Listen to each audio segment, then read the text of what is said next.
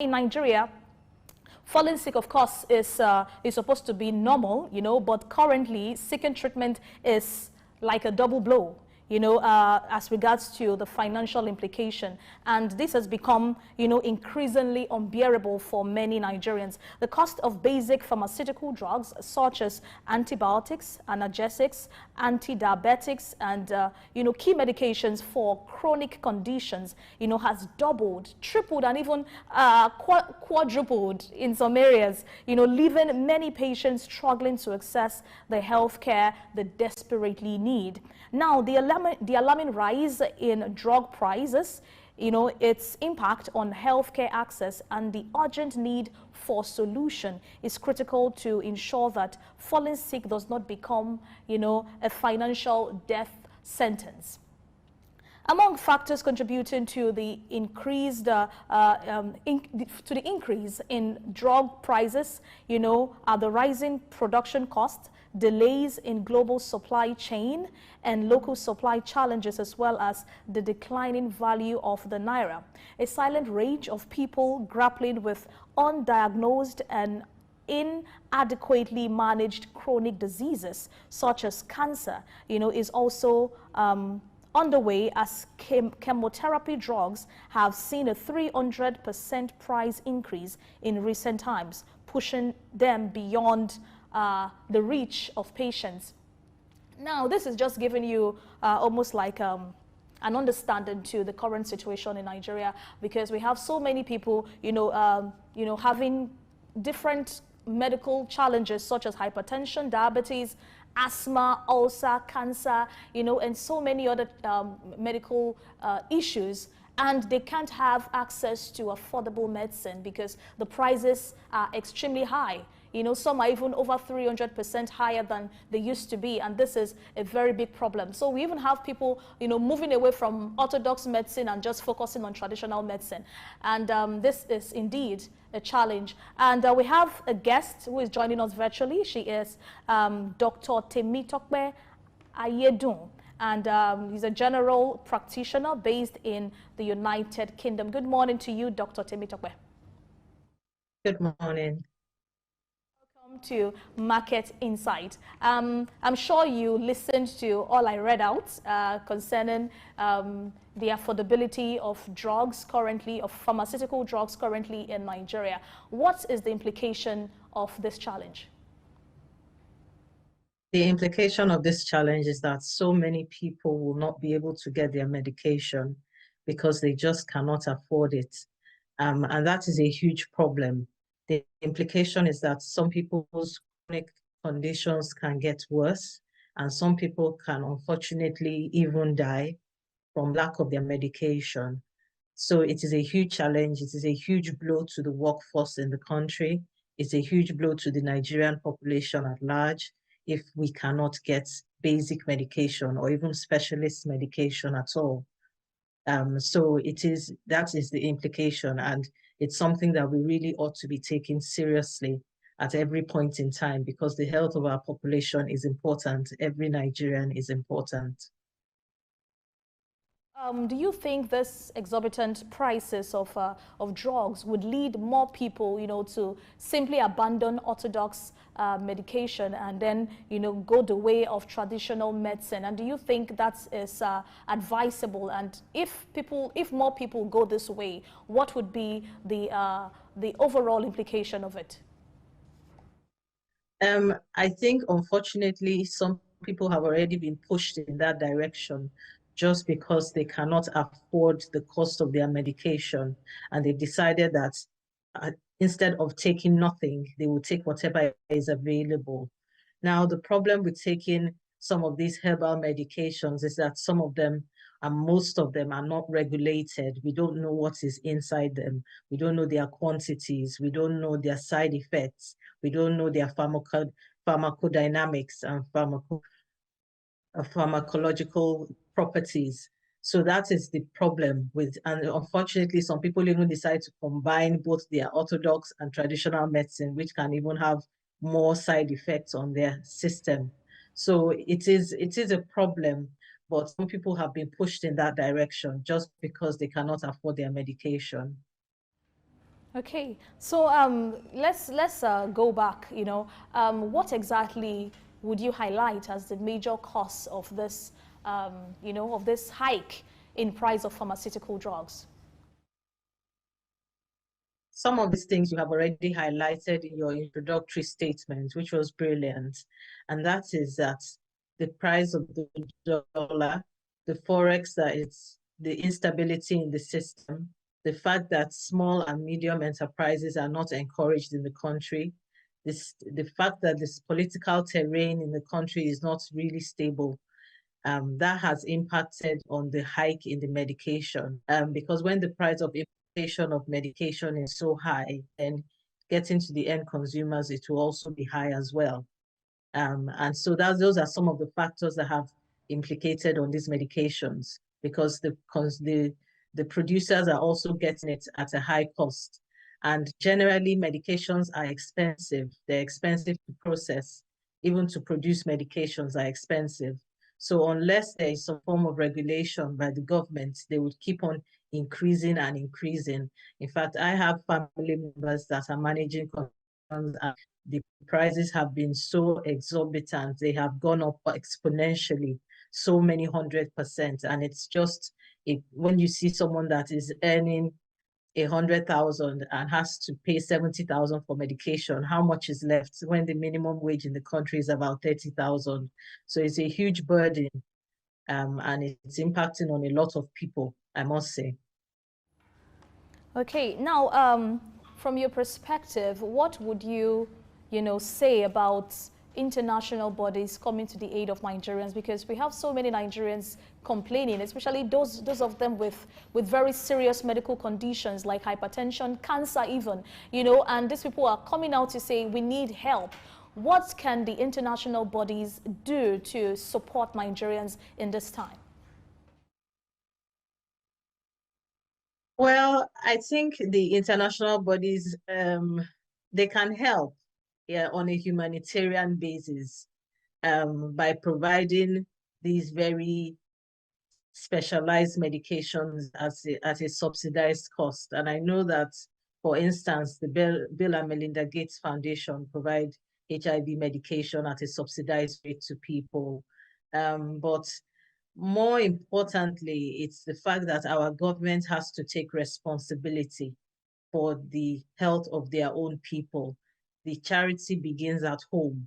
It's so important that they start from home to take responsibility and then ask for help, not expecting handouts from other countries who are also grappling with their health challenges. We can learn from other countries how they have been managing their medication. For instance, Turkey is the country that has the lowest cost of medication. How did they do it? It's their government that is paying for their medication to get it subsidized. Countries like the US, even though they are one of the highest producer of medications and highest number of pharmaceuticals in the world, they still have high cost of medication. Countries like India have low amounts of cost of their medication because they are a world major producer of generic drugs. So there are things we can learn from other countries instead of expecting handouts. But of course, at the stage we are in, anything is welcome. And it will be really great if we could have some help from the outside, I must say. All right. Thank God you mentioned the fact that other countries are, able to overcome this kind of situations. You are a practitioner in the UK. What measures, has the UK taken in time past to ensure that there is the affordability and availability of medication generally in UK, and how can Nigerians adopt that same policy or measure back here so we can also have the same, we can also enjoy the same benefits? Okay. Now, in the UK, they have a centralized health system. The centralized health system helps with regulating the medication because from source, they make sure that they negotiate for the lowest prices possible. And to the end user, the medications do not cost very much. So each prescription goes for about £9.50. And that is for everybody, no matter how expensive the medication is. If you come with a prescription, it will go for £9.50. And they've even gone further to say that if you pay for 3 months, you can pay a lower amount. If you are paying in bulk, if you're paying for 12 months, you can pay a lower amount. These are incentives from the government. And as I said, they have a centralized health system, which we do not have in Nigeria at the time. I can give an example of Germany, for instance, where their health insurance gets subsidies from the pharmaceutical companies to take their medication. So those are things that can also be done in alliance with the pharmaceutical companies, so that the pharmaceutical companies want their medication in the outside space, they negotiate with the government makes sure that they have the lowest prices possible, and then they keep it at that rate.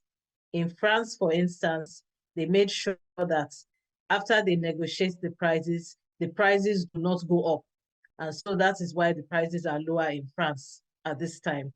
So each country has their specific ways of cutting down on the cost for their citizens, but it has to be a collective effort. Of course, there's a need for public and private partnership. That is not happening in the UK right now, but it's because of the centralized health system that is working that we have low cost of medication in the UK.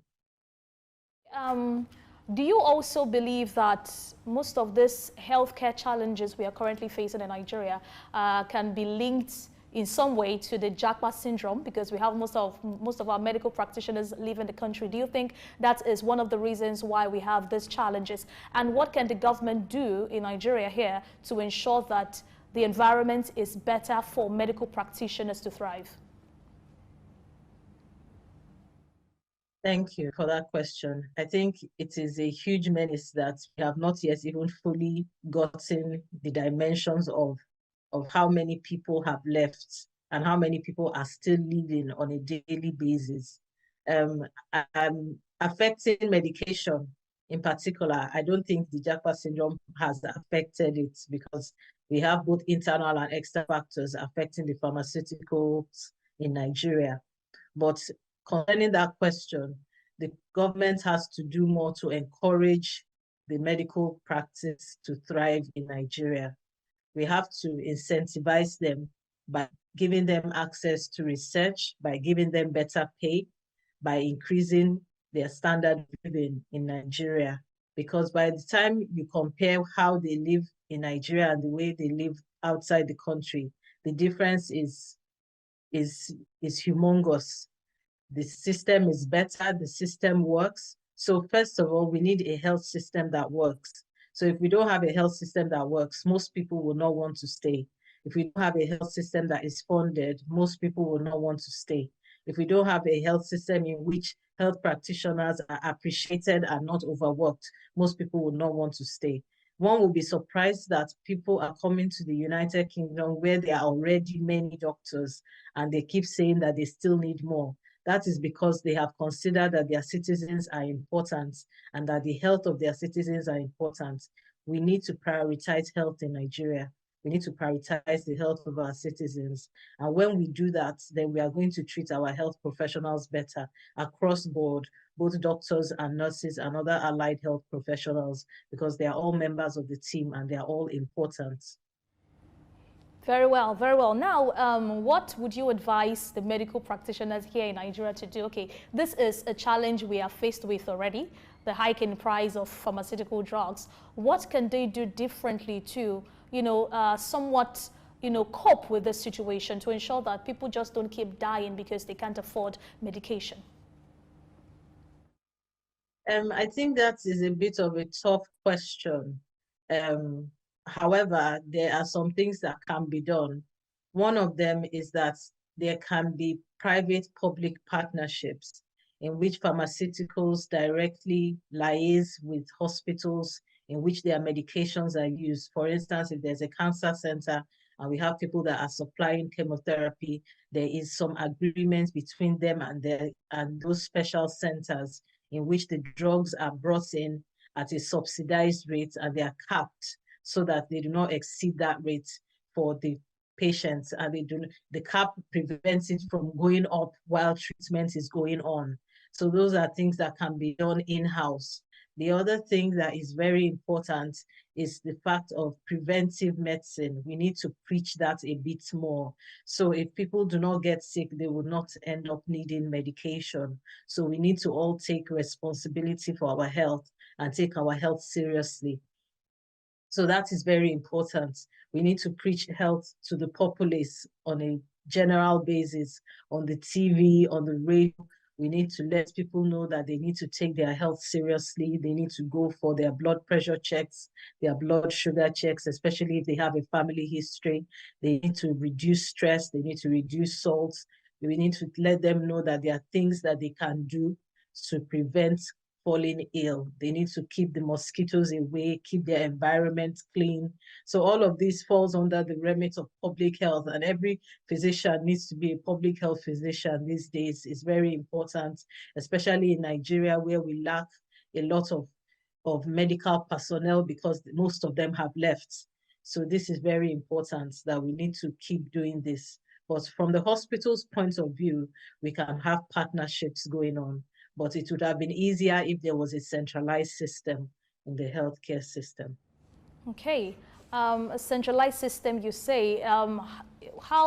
What are the practical steps? Because all of this can just be theoretical, saying all of this, but what are the practical steps, to actually bring all of this about? And one of the major reasons why we have this hike in price of pharmaceuticals, aside the inflation and everything, of course, inflation is affecting every commodity as we speak in Nigeria today. But one of the reasons is the fact that some of these pharmaceuticals are leaving, they are exiting the nation, and of course, the price of importation and all of that, contribute to this hike in price.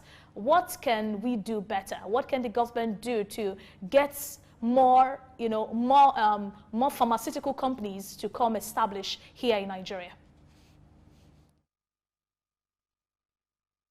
Well, I'm not surprised some pharmaceuticals are leaving because lots of companies have left because of running costs that are excessive, and that they cannot cope with, because as I said, producing medication is a bit of a risk.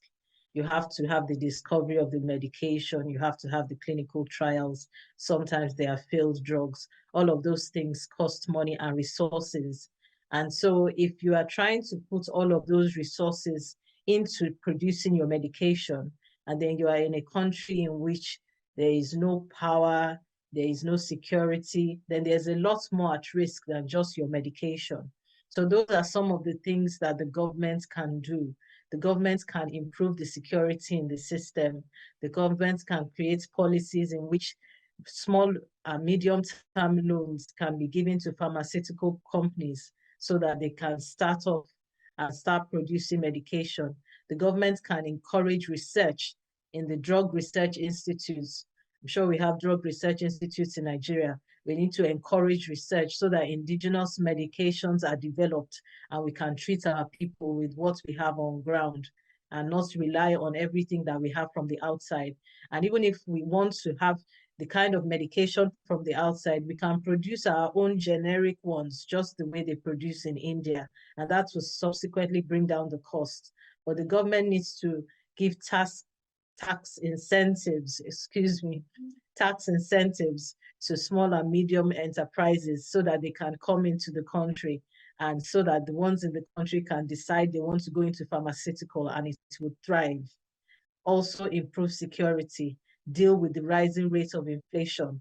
And those are some of the things that can be done. All right, very well. In Nigeria today, we see so many pharmacists. People graduate from the pharmaceutical departments in the university every now and then, and all they do is basically set up pharmaceutical stores to sell drugs. What can be done about this? Because if you studied pharmacy, you should be able to bring about your own kind of medication or something, like, to actually have companies that actually make drugs here in Nigeria, not just sell them. What can be done differently in the pharmaceutical space to ensure that we have more active pharmacists producing drugs so that we don't have to always import? One of the things that can be suggested is that they come together and conglomerate. so that they have more resources to pull together and then set up a pharmaceutical company together. As I said earlier, it is expensive to set up a pharmaceutical industry, and it comes with its own risk, especially when you are doing clinical trials and you're discovering what the properties of the medication are and all of those kind of things. So like most people would do, you will take the path of least resistance, and the path of least resistance is to sell drugs that have already been produced, that have already been tested. And so just to bring it to the consumers, which is fine and well, and there would always be people that would do that. But of course, if we want to encourage them to produce medication, we need to give them incentives. We need to have some tax reforms for them. We need to be able to encourage them to be able to get loans that they can pay off over a long time to set up industry. We need to have regulations in place that would support them. We need to have policies, even from the level of the Senate and the House of Assembly, that will support our indigenous pharmacists to produce their own medication. So those are some of the things we can do to encourage them to do that, to set up industry. Okay, that would be very beautiful to see if we had, companies really making drugs here in Nigeria.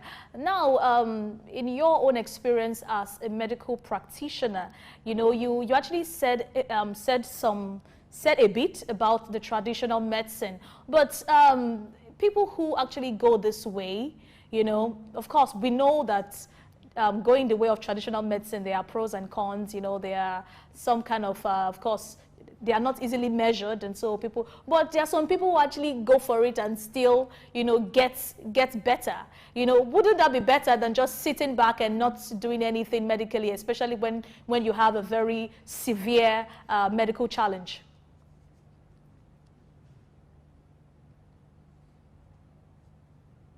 Well, it is debatable because some things are mild. You could have things like medication that can treat eczema. You boil some leaf, you can treat eczema. You boil something, you can treat malaria and things like that. But for other illnesses that are very serious, sometimes you can make them worse when you just combine different kinds of leaves together and you don't even know which leaves you're combining. All is from hearsay.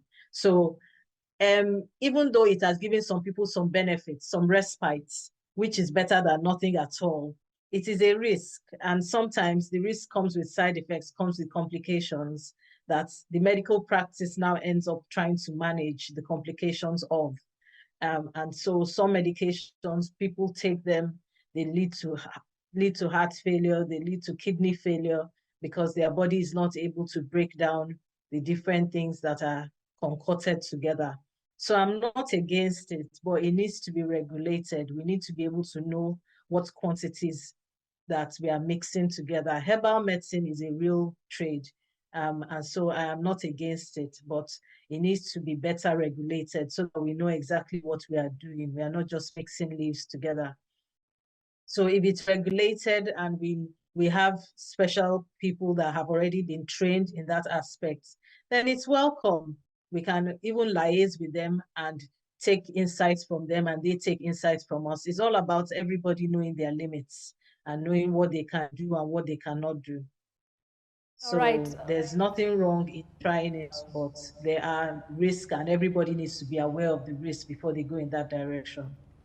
Very well, doctor. Now, someone said this is the worst time to fall sick in Nigeria. Now, let us talk about prevention. Prevention is better than cure. What can the government do or medical practitioners do to actually enlighten people on preventive measures so that you don't get sick and start looking for how to, and going for all this very expensive medication? Why not just prevent it? What can be done to ensure that people prevent this outcome of sicknesses, by all of this very, very severe sicknesses like hypertension, high blood pressure, diabetes, and all of that? What can be done to sensitize the people to ensure that this kind of illnesses are prevented? Okay.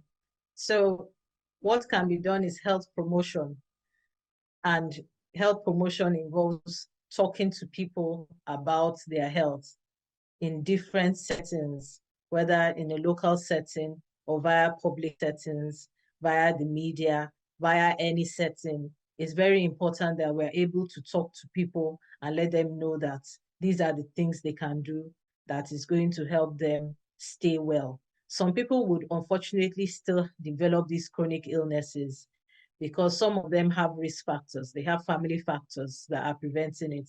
But apart from genetics, there are so many other ways we can prevent illness. We can stop excessive alcohol, we can stop smoking, we can reduce our weight, we can reduce salt, we can reduce stress. There's a lot of stress in the system, unfortunately. Um, so those are things that we can do. We can eat a healthier diet, we can sleep better. So these are things that we can do. We can reduce noise pollution in the environment. We can reduce deaths in the environment and different kinds of vermin in the environment. So these are things that we can do to prevent illness. And these are things that should be publicized, that should be shouted from the market squares instead of people shouting in the market squares about how to increase libido. And that's the kind of thing you will hear in the market squares. We need to publish health promotion better and how to prevent illnesses. Very well, doctor. Now, still about prevention, what hacks? Because I know not every illness requires orthodox medicine, or for you to take drugs. There are some things you can just do and you get better. For instance, sometimes when I have very severe headache, I can take a lot of water and I just rest, and after a while I'm as good as new. So how can people know how to go about these things instead of depending always on orthodox medicine? Are there measures they can put in place and get better in due time without having to consult the pharmaceuticals? Yes. Now, there are different people that can help in this regard. So sometimes there are basic things, like if you have pain, you would expect that, okay, take a paracetamol and you expect the pain to go. If the pain doesn't go, then you should be a bit more suspicious on what is causing the pain. If you have malaria, you know the symptoms, you can take malaria, you don't have to consult your doctor necessarily for that. But if the symptoms do not go, you need to consult your doctor. So those are some of the things that you can do. Drinking water for a headache does not work all the time because there are different types of headaches. But if you have a headache that comes with red flags, meaning like your worst headache ever, you're having a headache and vomiting, you're having a headache and having neck stiffness, having a headache and having a fever. So those are some of the more serious headaches. But of course, there are other people that just have what is called a migraine. They know the symptoms. They know that they need to stop eating a particular kind of food and the headache will go away. They need to stay in a dark room and the headache will go away. So there are different kinds of headaches for that, for instance. But some people just have a simple tension headache that is brought on by stress. And when they sleep and they get rehydrated, they feel better. So there are different things for different. I think in the time that we have the internet, we need to read more. We need to be more informed about our health. We need to be more informed because we all have to take responsibility for our health. That's very important. But I think we still need doctors and we still need pharmacists. Some things you can ask your pharmacist because they're also informed about how to treat minor illnesses. But it's good that we all know our limits. And when you need to see your doctor, you need to see your doctor. Okay. Now, what role would you say technology, of course we are in the technological age, what role can technological innovations, play in, mediating this inflation crisis as we have it in Nigeria today? I don't think technology is going to do much to mediate the inflation crisis. I think the inflation crisis comes from the removal of subsidies and all of those other things and the prices of things in the markets. I don't think AI or technology is going to do very much in that regard, unfortunately. But of course, technology plays a huge part in production of medicines and in the healthcare industry. And there are a lot of technological advances that have made things better and easier for both patients and health personnel across the years, and they're still getting better. Okay, so now from your medical perspective, for someone who has asthma, for instance, who cannot afford to buy his drugs, or someone who has diabetes, who can't afford insulin, what would you advise the person to do currently, practically speaking now? That's very difficult. That's very difficult to say. I would have to tell them to pull resources together to create funding to pay for their medication. The person that has asthma, for instance, can avoid the triggers for the asthma, because asthma can have triggers. However, not all triggers can be avoided, like weather. But some people have exercise-induced asthma, for instance, so they might decide that they wouldn't exercise. Some people have, if it's triggered by the weather, you can't avoid the weather. But some are triggered by dust and other allergens, so they can do their best to avoid those allergens. It will be about avoidance. But in the case of having an asthmatic attack, they would need treatment immediately. And this is the area in which it might be a good thing to have some form of health insurance that can cover for basic things. So if one has health insurance like they have in the US and in some other countries that covers medication, then medication comes at a very cheap rate to the end user.